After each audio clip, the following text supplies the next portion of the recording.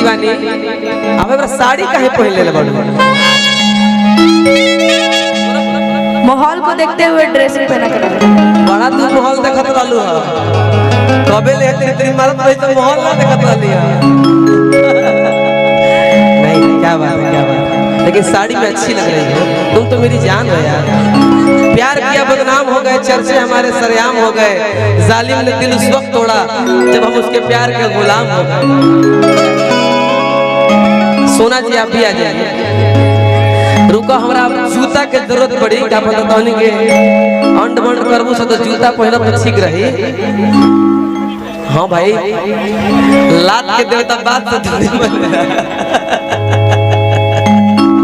एबरा लागत रे घरेलू मेहरारू। हाँ भाई दोनों जानी लागत रे। नैन छुरी से कटारी हो गई,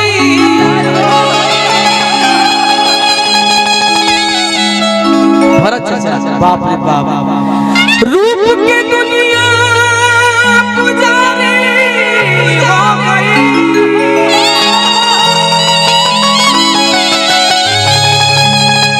तारा के देखले के बाद साफ पारो रानी के याद आ जाता हमारा। ई कवेल डांस करत रहली हमने कि वे न खिन आ गइल बड़ा। नैन छुरी से कटारी हो गई, रूप के दुनिया पुजारी हो गई।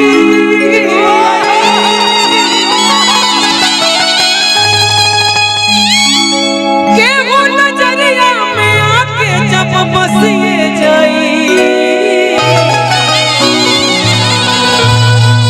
तो बुझी हो कि प्रेम के बीमारी। हमारे गोपी भाई एक ऐसे इंसान हैं जिनके प्यार के बदौलत यहाँ सभी कलाकार उपस्थित होते हैं। पैसा से ना यहाँ के जौन तय कर दे तो ठीक है बा, पैसा रुपया पे तो सब लोग आवेला, लेकिन प्यार से ये इंसान बड़े जेकरा के देखला के बाद कहने कि ना भाई असो हमने के आई जा। और अतिया कहत या फरमाइश भाई बा। अच्छा तनी बाबा के सम्मानित कर दिया जाओ। एगो गम से ले आई। साल से सम्मानित किया जाए। साल से कर सम्मानित।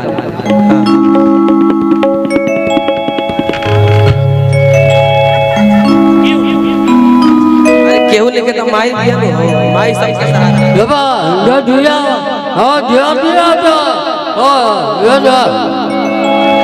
दिल से बहुत बहुत धन्यवाद, प्रणाम।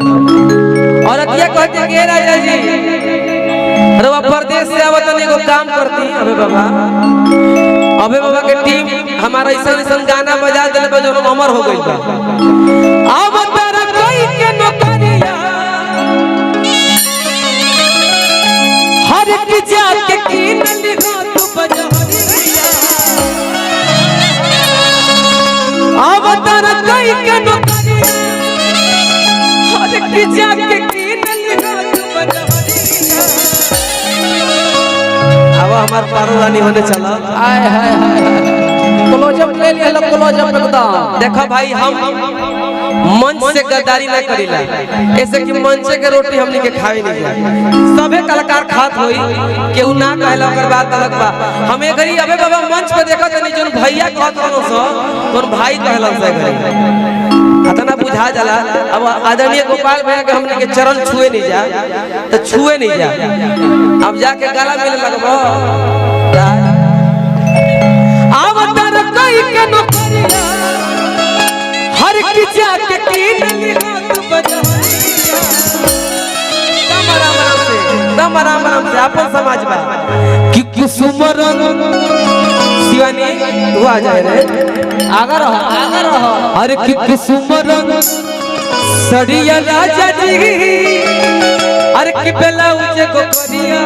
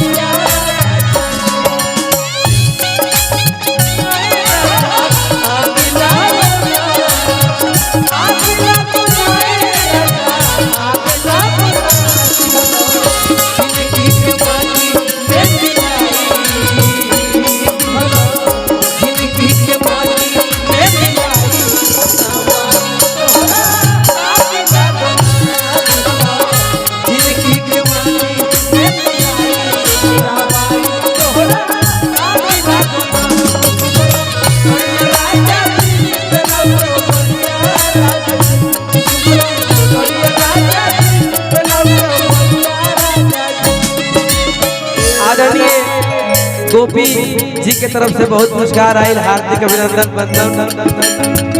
अहिल्या मैया से ये विनती करब, दुर्गा मैया से ये विनती करब कि आपके देह जांगर बनौले रखें, सही सलामत रखें।